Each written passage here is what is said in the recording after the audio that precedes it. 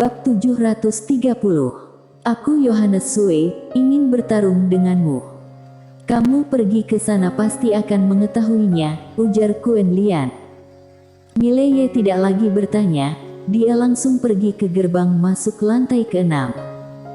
Masuklah. Tiba-tiba ada suara yang menggema di lantai ke-6.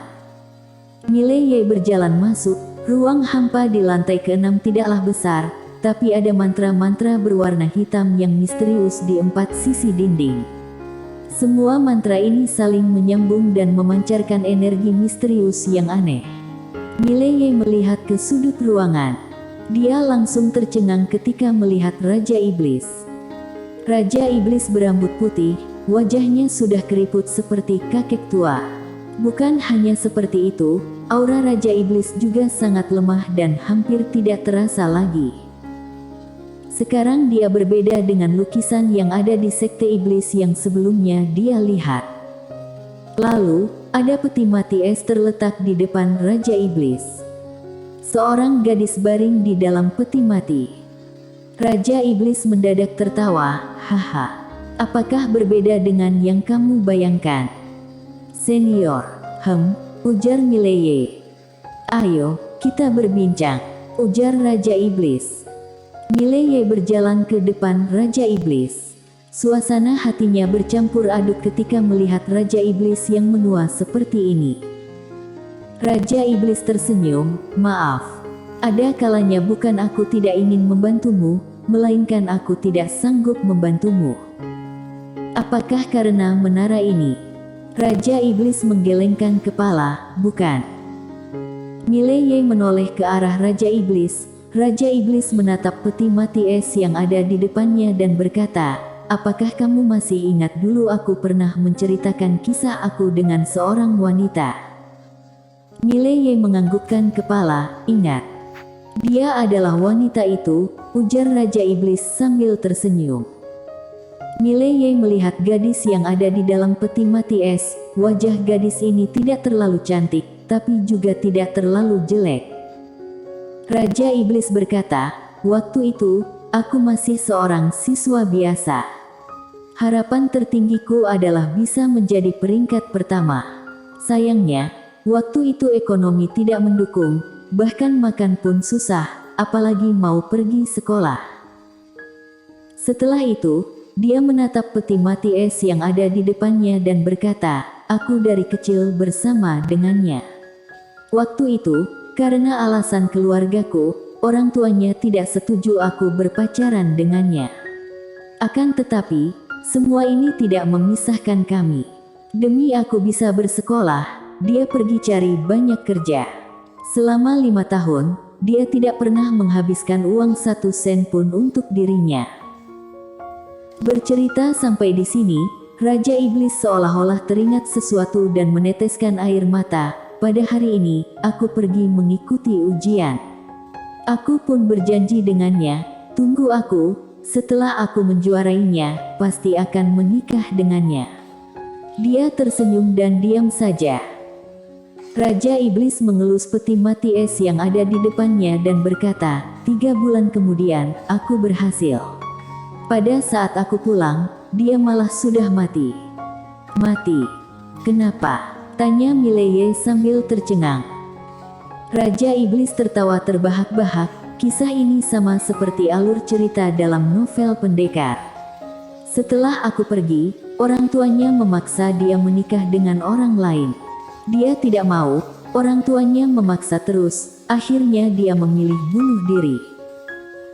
Setelah itu, dia memandang ke peti mati es, ekspresi wajahnya sangat menderita, semua ini salahku. Kenapa kamu melakukan pengorbanan sebesar ini padaku? Mileye diam saja, suasana hati bercampur aduk. Raja Iblis mendadak menoleh ke arah Mileye, apakah kamu tahu penderitaan terbesar seorang pria di dunia ini? Berjumpa orang yang tepat ketika lemah, yang lebih menderita adalah, pada saat sudah menjadi kuat, orang itu sudah tiada. Mileye diam saja. Sama seperti yang dikatakan Raja Iblis, meski dia tidak pernah merasakannya, juga bisa mengerti perasaan itu. Seorang pria, kalau pada saat lemah berjumpa dengan orang yang tepat, itu akan sangat tak berdaya. Tapi, pada saat menjadi kuat, orang yang tepat itu malah sudah tiada.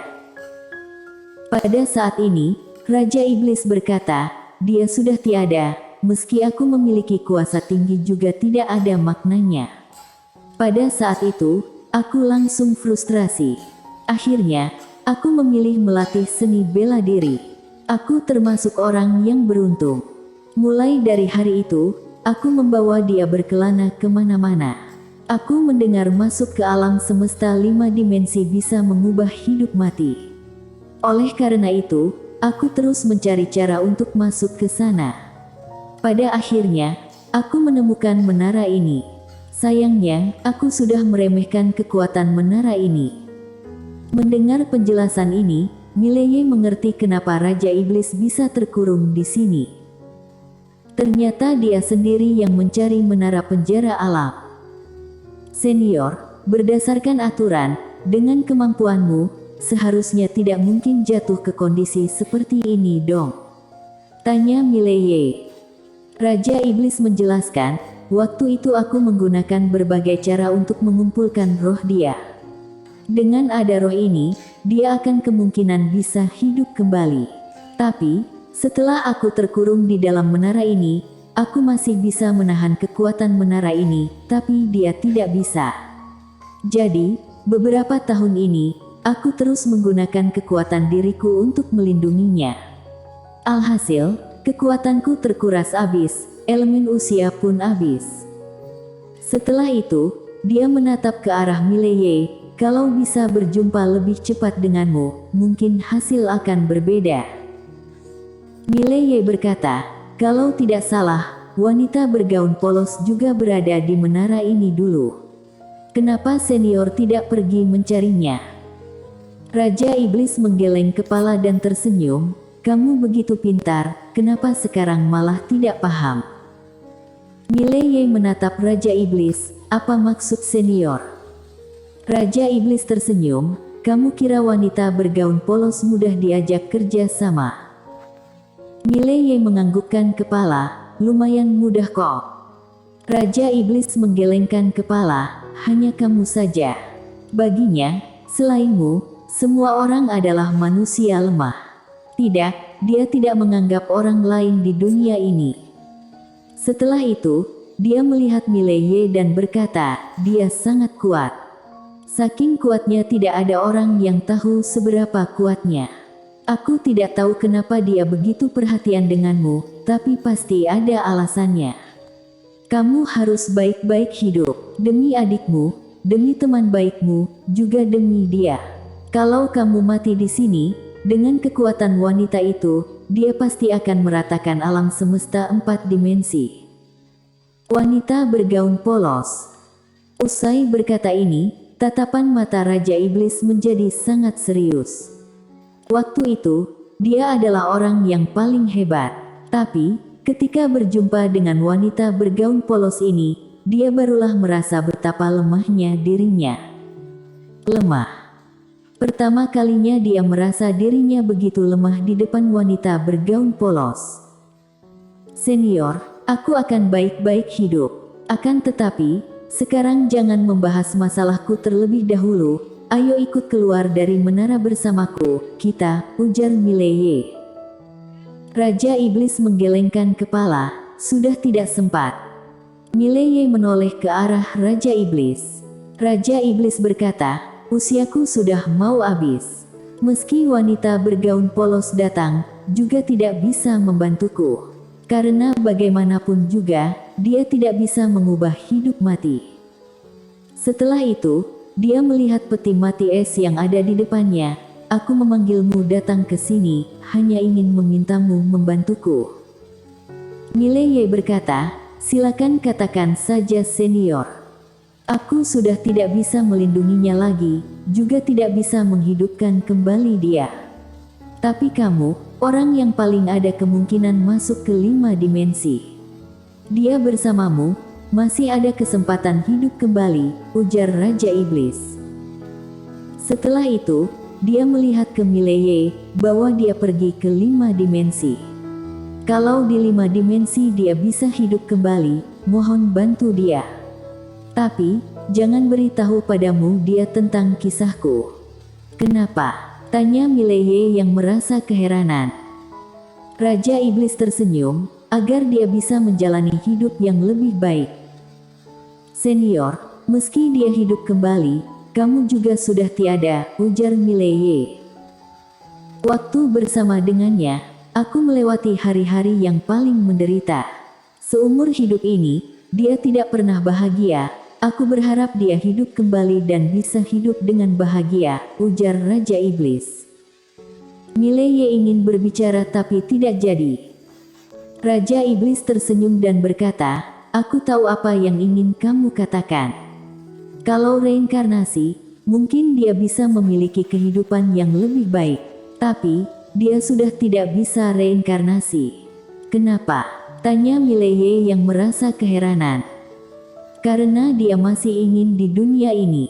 Waktu itu, juga karena hal ini, aku barulah mengorbankan segalanya untuk mempertahankan rohnya, ujar Raja Iblis. Setelah itu, dia terdiam sebentar dan lanjut berkata, kamu adalah orang yang memiliki kesempatan masuk ke 5 dimensi. Dia bersama denganmu, maka harapan hidup kembali lebih besar.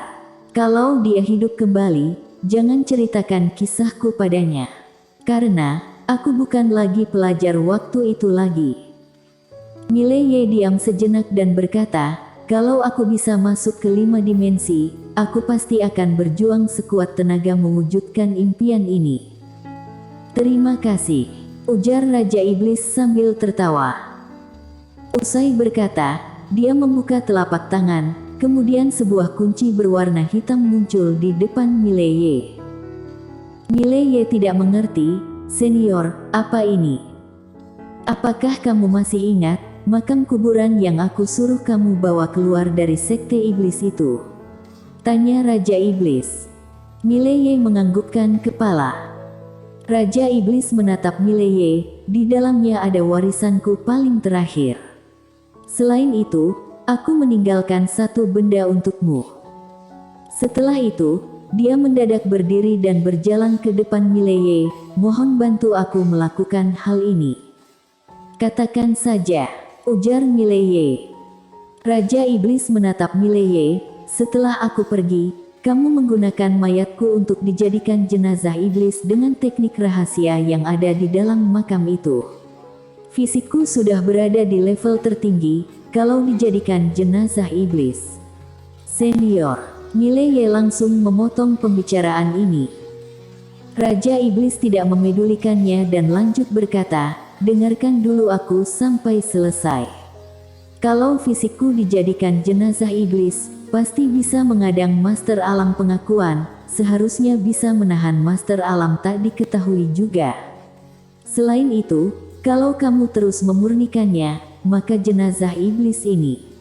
Tidak, seharusnya mayat kaisar aku ini akan menjadi semakin kuat. Setelah itu, tangan kanannya menekan bahu Mileye, aku bukan demi kamu sepenuhnya. Kalau dia sudah hidup kembali, biarkan jenazah iblis ini diam-diam mengikutinya. Di masa hidup dia melindungiku, aku berharap setelah aku mati, aku bisa melindunginya. Setelah itu, dia melirik gadis yang ada di peti sekilas dan tersenyum, kali ini kita akan berpisah selamanya. Kalau hidup kembali, kamu harus menikmati kehidupan ini. Usai berkata, dia berbalik badan ke arah Mileye, mohon, bantu aku melakukan hal ini. Setelah itu, rohnya langsung keluar dari raga lalu menerobos keluar dari menara penjara alam membumbung tinggi ke langit. Di gerbang langit Aula Sendiang Dunia Welkin, satu tubuh jiwa pelajar berbaju putih berdiri di sana dan tersenyum, aku Yohanes Sue, ingin bertarung denganmu. Bersambung.